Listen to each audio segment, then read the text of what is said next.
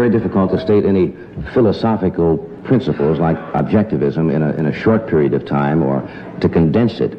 But can you give us some basic idea of objectivism and the principles of philosophy that you believe in? All right, now I'll make it very brief with the understanding that anyone who really is interested would look it up in my books, particularly in Atlas Shrugged, because otherwise I can't give a long discourse and proof here.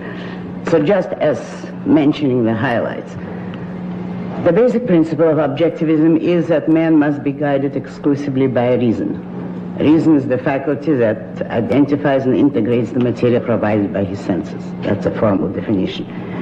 That reason is man's only tool of knowledge, his only guide to action, and his only guide to the choice of values.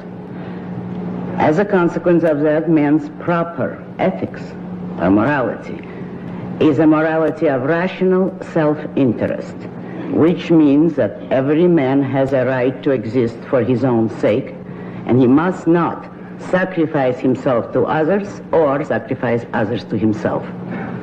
That the achievement of his own rational happiness is the highest moral purpose of his life.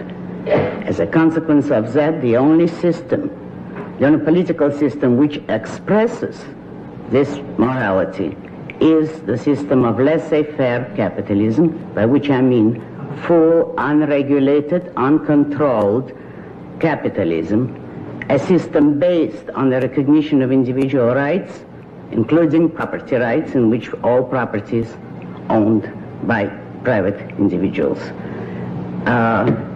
The principle which ties morality to politics is the principle that no man has the right to initiate physical force, violence, compulsion against other men. Men have certainly the right of self-defense, but no man, no group of men, that includes the government, has the right to initiate force and to force a man to act against his own judgment.